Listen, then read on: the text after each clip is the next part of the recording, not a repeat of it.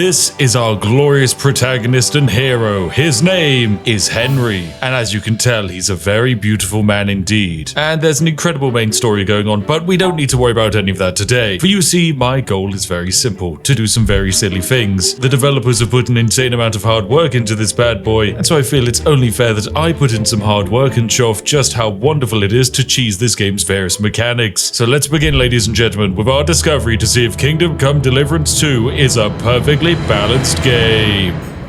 Welcome, ladies and gentlemen, to the land of Bohemia. You join me as I gather some herbs in preparation for abusing one of many game mechanics, which we'll get to shortly. At this point in the game, I've just finished the opening tutorial. From this point on, the world is kind of your oyster. There's many different quests you can do, and it's absolutely fantastic. However, there are many little mechanics we can cheese in this game, and one of them is a game of dice. Yes, this game has medieval gambling, but just like in the real world, when you go to your first Warhammer 40k tournament, weighted dice are inevitable, and in this game they're positively perfectly balanced. So my initial goal is to get a full set of weighted dice. The only problem is, in order to get that full set, I need to engage in some criminal activities, like pickpocketing. Now of course, in medieval Europe, pickpocketing is frowned upon, and being caught doing it will not only result in your stolen stuff getting taken, but potentially you being executed for being a criminal. Luckily, we can bypass any risk of getting caught pickpocketing by simply saving the game. However, you can't actually save the game all the time. The game doesn't really have a quick save system like Skyrim. Instead, using the power of alchemy, you can make your own quick save. Say hello to the savior schnapps. Basically, by following this recipe, we can create ourselves a potion that not only boosts our strength and agility, but also saves the game. That seems pretty good to me. Now, in order to make this bad boy, I'm going to need some ingredients. Now, most ingredients in this game can be found by simply exploring around a bit. In our case, in order to make my potion, I need nettles,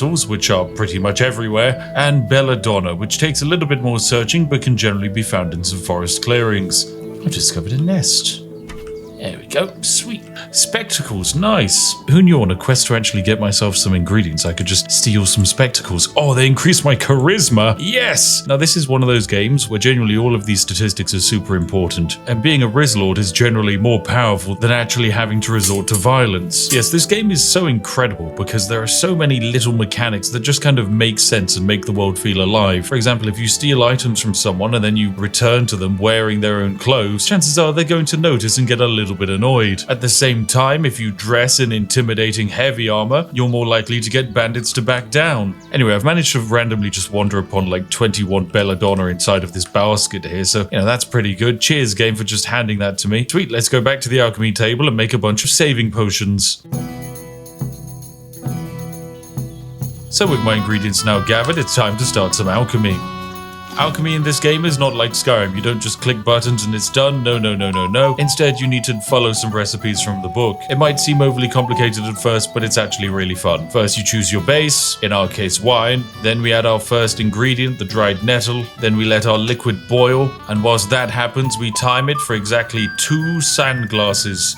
So we flip the sand glass again. And with that boiled, we then move up the ingredient, add in 2 of our belladonna. Let it boil once more for 1 sand glass rotation. Wait for the timer to end, and then bam, we can pour in our concoction. Huzzah! We did it, ladies and gentlemen. That's potion making. I boiled that belladonna for too long. Oh dear, and I burnt that belladonna. Oopsies. Oh, I meant to grind the belladonna. Yeah, I actually messed up that recipe completely. Well, it all comes with practice. So I'm going to repeat this process over and over again a few times until I've managed to make myself a few more save game potions.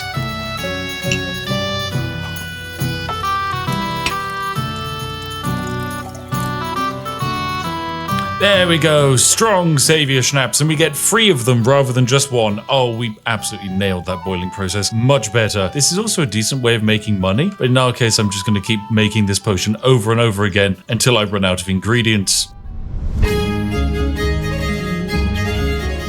Right, welcome ladies and gentlemen. I've taken a little bit of a break from my potion making to wander over to the Nomad's camp to meet Master Tomcat. Now, this was an exploit I discovered on my first time playing through the game, and I thought I should demonstrate it to you. Basically, Master Tomcat here is a master swordsperson, and he's agreed to train us. And in this first training exercise, all we have to do is land 3 successive hits in a certain combination. However, in order to teach us this combo, Master Tomcat is never going to swing at us, and this is never going to end until we land the combination. But whilst we're doing this, I can still gain experience. You mixed up the direction. And realistically, the game is unable to distinguish the experience gained from actually defeating a high-level bandit and repeatedly hitting Master Tomcat. You follow through. Excellent game design, developers. 10 out of 10. I wouldn't exploit it Why again. didn't you finish? And at the start of this game, experience in strength and combat is incredibly important because it's one of the main things that is going to allow you to defeat this game's bandits. Remember, this is a relatively brutal medieval landscape, and that means that if you're facing against a peasant wielding a sword, unless you're wearing a lot of heavy plate armor, you don't really stand much of a chance. And there we go, we've just achieved agility level 7. Come on, keep going. And all I'm doing is repeatedly hitting the same NPC over and over again. And there we go, that's swords level 9. I've just leveled up. This is the equivalent to the lovely Skyrim exploit, whereby you take your tutorial NPC, walk them into a wall, and then sneak attack them in the bottom for about half an hour. By doing so, you can leave the starting area with the largest amount of experience imaginable. The only downside of doing this is that it's going to take you a very long amount of time. And so spending most of my night with someone saying, come on, keep going, why didn't you finish and why didn't you follow through, is nothing out of the ordinary for a British person.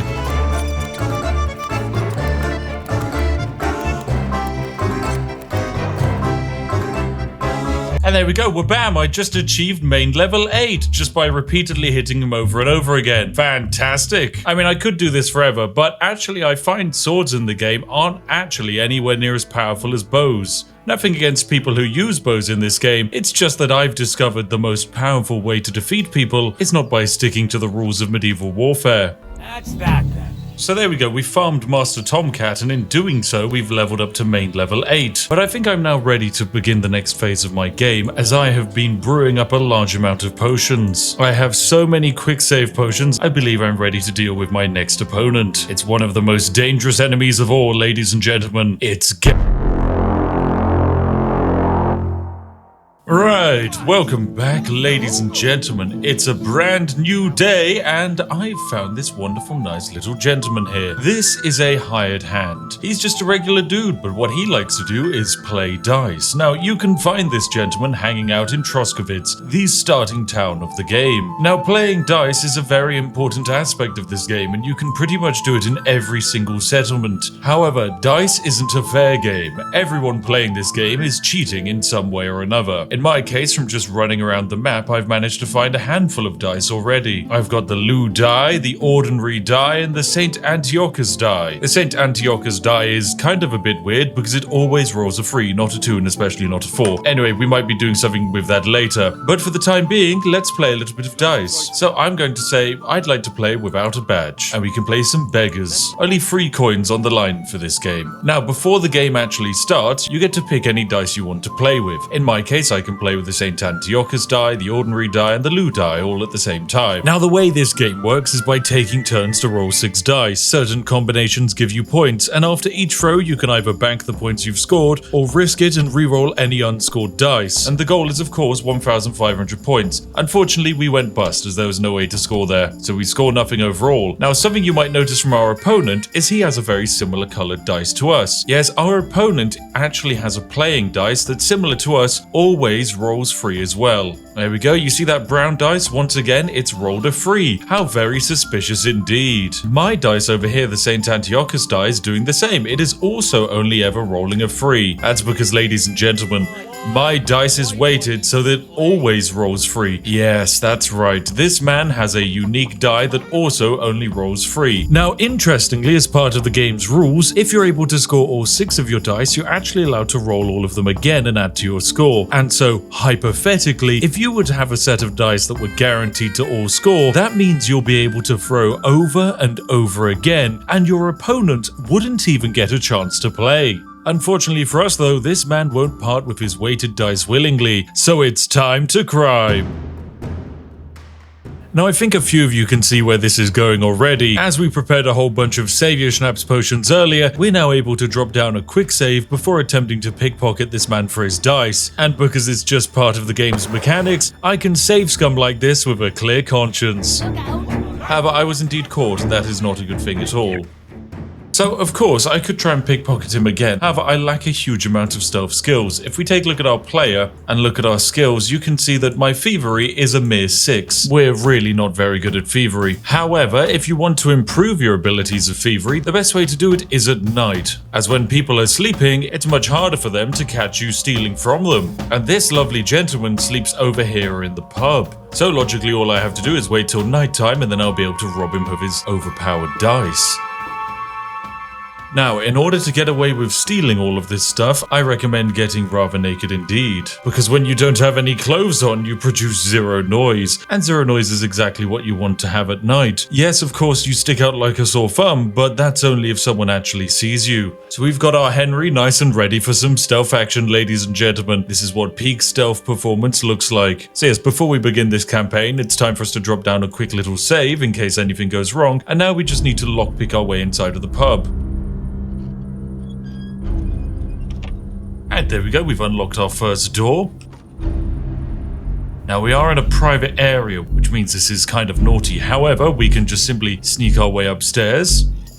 And there we go, I've unlocked a second door. Now when we get up here, we should find our lovely target. Yes, sleeping in the double bed is this gentleman here. He is the man who has our weighted dice. He will also have some other stuff in his inventory, so we're going to want to slowly rob him over an extended period of time.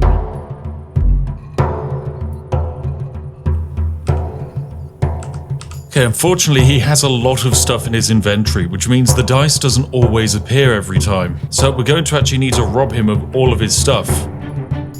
Another important thing to remember when thieving is that this perk here is insane. Basically, if you fail to return through the doorway whilst you have stuff selected, you won't get caught and you won't steal anything. But most importantly, the victim won't notice you. There is a 3-minute cooldown on this, but it is absurdly overpowered. Oh, there's the dice. There we go. Fantastic. I found it. Perfect. Lovely.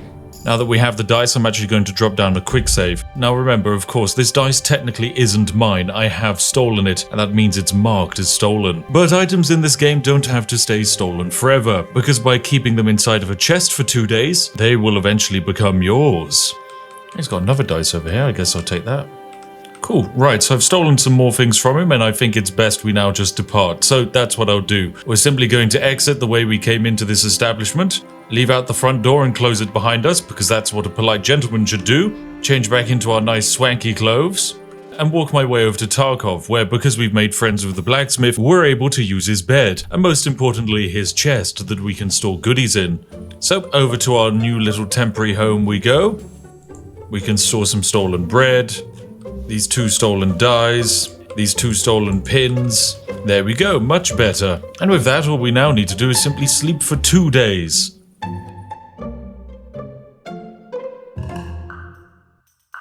So, welcome back, ladies and gentlemen, to Kingdom Come Deliverance 2. I have waited 2 days, and in that time I've done basically nothing other than eat food and sleep. So basically I've lived the life of a modern-day uni student, but by waiting all that time, all of this stolen stuff I have is now no longer stolen, meaning I can take it out. Fantastic! And I think it's time we head back to Truskovitz to see if our lovely dice friend is still around. And is this our kind gentleman friend? Yes, it is. Hello there, greetings. I'd like to play some dice. In my case, I can take 2 of my St. Antiochus die with me. So we roll, and because I have 2 of my St. Antiochus die, I am guaranteed to roll at least 2 threes. However, I'm not actually interested in trying to win this game. As you'll see on my opponent's turn as he rolls, he still has his unique set of weighted dice. That's right, the developers of this game thought it was better for this man to respawn with his unique items when you play against him, rather than having any logical sense of object permanence. Oh developers, how I can punish you for this. So I think it's a good idea for me to strip naked again and go rummage around in a man's bed while he sleeps until I get my hand on his valuables, if you know what I mean.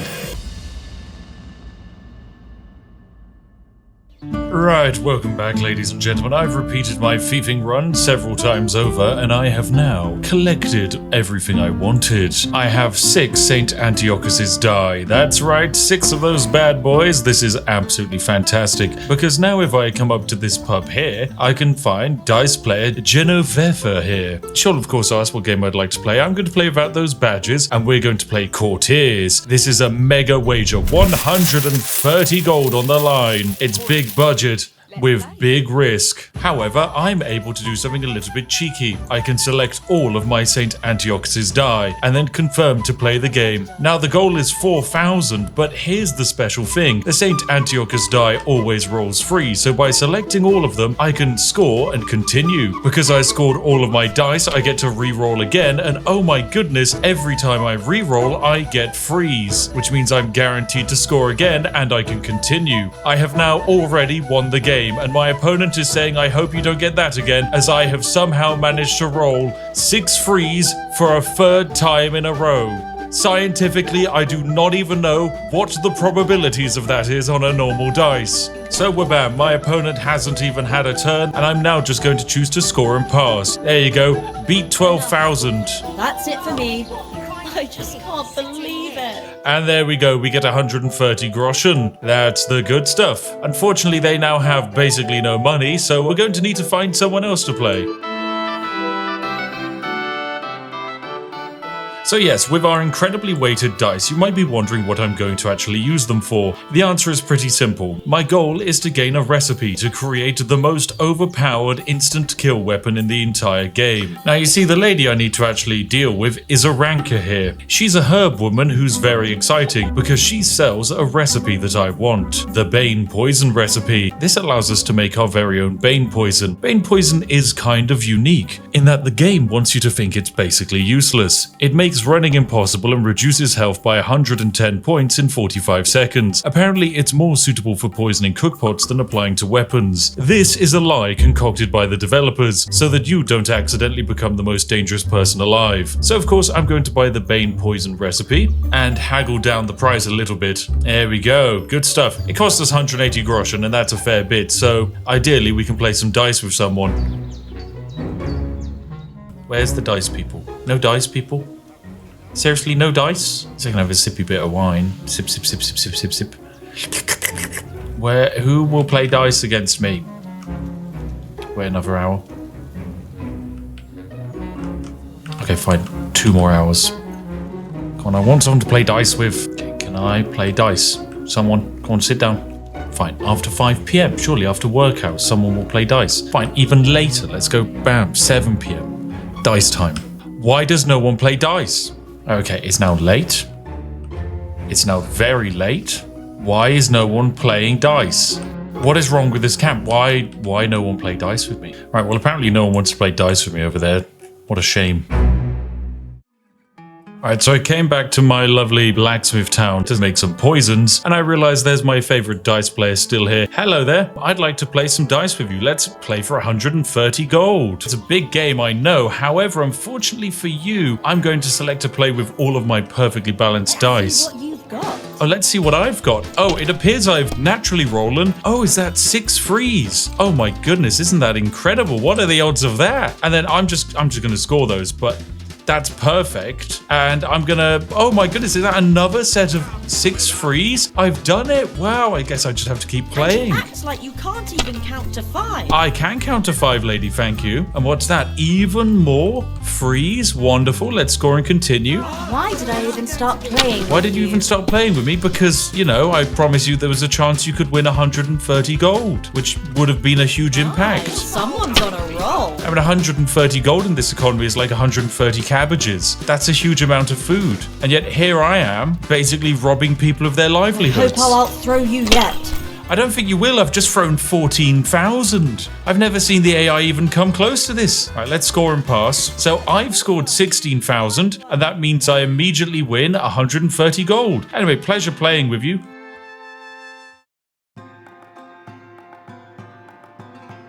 So let's learn how to make some poison. In order to do this, we need wormwood, belladonna, and amantia muscaria. Lovely. Now, I could go out of my way and actually find some of these ingredients, but there isn't actually a requirement for me to do so. Instead, I can simply buy some from this merchant up here.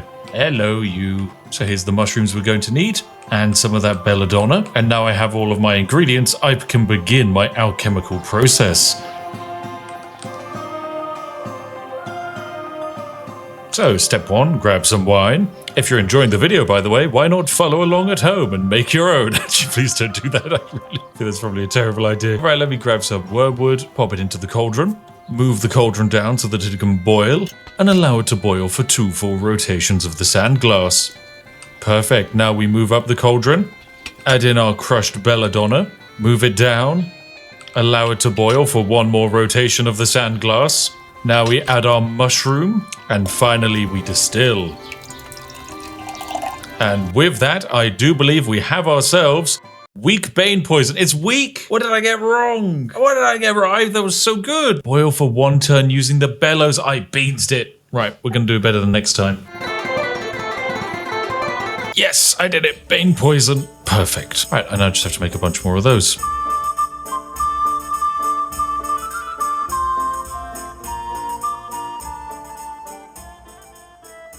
Right, so I've done a good amount of work brewing up some potions, which will help us break the game. Now, of course, one way to become unstoppable in this game's combat system is to learn one specific horrifically overpowered ability. And Master Tomcat, a resident of the Nomads camp, will reward you with this ability, provided you can beat him in a duel. The ability in question is the Master Strike combo, an attack move that the enemy simply can't block or counter. Learning it will take you from a level 1 mugslinging peasant to a level 99 Chadmaticus knight. However, Master Tomcat is a master swordsman, and as you need to defeat him to earn the ability, we run into a bit of a problem. What if you struggle with the swordplay? What if you're terrible at timings? And what if you're just plain lazy? Well, welcome to the Spiffing Brit school of thinking outside the box. For you see, I have made several deadly poisons that can be applied to my sword to, level the playing field. So in order to win this fight, all I need to do is challenge Master Tomcat, and then I just need to find my sword and apply the poison like so, and huzzah, I'm ready to fight. Shall we begin? Let's begin. Now, he's going to, of course, swing at me, and I'm going to swing back when he has an opening. Now, of course, that means my weapon with a poison attached to it has hit Master Tomcat, and you'll be able to see in the bottom left, his purple health bar is falling.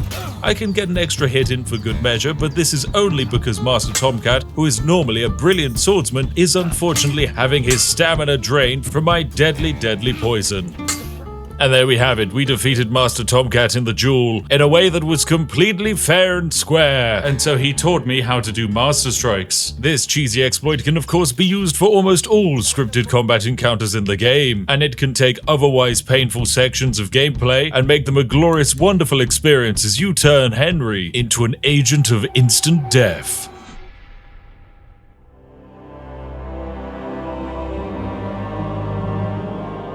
Right, I'm back, ladies and gentlemen, and I have just one last task remaining. My goal is to wander off into these woods and find Kanker, this legendary evil bandit lord hiding in the forest somewhere. I believe it's only right that I defeat him. And then when I do find those bandits, I've created something quite spicy for them. You see, I've been power leveling my amazing alchemy skills, and that means that I've ascended into not just making strong poisons that will kill someone in less than 30 seconds, I've made the extreme version, known as Henry's Bane Poison. This will kill someone in less than 15 seconds. It is genuinely incredible. Alright, so if I wander straight off into the woods, I'm hoping to run into an evil bandit camp. These bandits in particular like to disguise themselves as monks to ambush travelers on the road. However, I shouldn't have any such problem dealing with them, because I'm going to use poison. Yes, it doesn't have to be a fair fight, ladies and gents. That's the power of my shenanigans. So what I'm going to do is grab some of my wonderful, overpowered Henry's Bane and apply it to some of these basic arrows. They might seem useless, but they're still incredibly lethal. Just one poison is enough to make 12 poisoned arrows. Remember, ladies and gents, these are 12 arrows that are basically instant death to anyone who accidentally walks into them. What's that? Hey, you! Take a sword, a mace, whatever you fancy. Okay, so this gentleman's a bit of a knight, and he wants to challenge us to a fight. Well, that's pretty fun. I mean, unfortunately for him, I'm able to apply incredibly lethal poison to my sword. What are we fighting? And we should fight for money. You're on. Let's bet a lot of money. So with that wager now down, I have a sword with poison applied to it, and all I need to do is wait for my opponent to run out of stamina and land a very basic lucky strike onto him. And there we go, I've landed one hit. And with that one hit, you can see his health bar is dropping. That poor little purple gauge. And there we go. He thinks he's eaten spoiled food. He feels awful. He's running out of stamina. was a good fight. And just like that, I've beat him in the fight. And there we go, we get our money. We want to get through that dialogue quickly, of course, because he might accidentally collapse on the ground any moment now. But hey, we at least made a large quantity of cash. Oh no! Oh dear, Hornet is dead. What a shame. I only left all this good stuff lying on the ground. A 1,000 gold worth hat? Yoink. This is incredible. Poison is so brokenly powerful. I'm literally just walking around the Middle Ages as an agent of immediate death. Remember, he's not dead, ladies and gents. He's just having a nap, okay? He's just having a really big sleep. Alright, so it's onwards on our journey we go, and I can see on the road over there, yep, look at that, it's a monk, and he is most definitely just an evil bandit trying to ambush us. So all we need to do, pull up slightly close, he's starting to notice us, and then we simply aim on in and go yeet. Oh, I shot over his head, that's fine. Aim a little bit lower, and yeet. That was still over his head. It's a good thing I brought a lot of arrows and a lot of poison, because my marksmanship skill is terribly low. There we go, well bam, I've hit the monk. What a shame. And, here come his friends, so... yeet. That's one of them dead. And then I just need to hit your other friends. Ow, ow, ow. You back off, sir. Sir, that's incredibly rude of you, right? You're making me pull out my sword. That's incredibly rude. Do you have any idea how dangerous I am with this? Well, you're about to find out. So, fortunately, sir, you've just been shivved. And that's you dead. And then what about you? Do you want to try and waste some of your limited actions on this planet on me? Your friend's almost dead. Once he's down, I'll finish with you. Hey, die slowly, good sir. That would be quite kind of you. And you're dead. Rip. Okay, now it's just you. Come on. Take your swings, run out of stamina, friend. Oh, you're doing such a good job. Oh, and you're dead. Oh, what a shame. Right, see you later, mate. Bye-bye. I ain't got time. I don't have time for this. Right, you're dead. I want my arrow back. And your money, thank you. How are you feeling? Wow, you're still going. You're a bit of a strong one. Oh, spoke too soon. Spoke too soon. Still, money is money, thank you. Oh, and money from you, lovely jubbly. Now, if I was a bandit and I had one major road up there and one major road up there to rob people from, logically, I'm going to keep my camp right in the middle. So that's why we're wandering up this stream.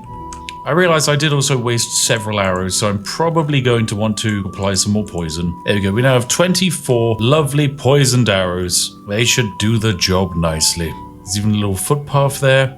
Oh, and yep, there's a man on guard over there. This reads bandit camp, so just aim on up and yeet. And oh dear, what a shame, that man appears to have been hit by an arrow. Whoever could have done that?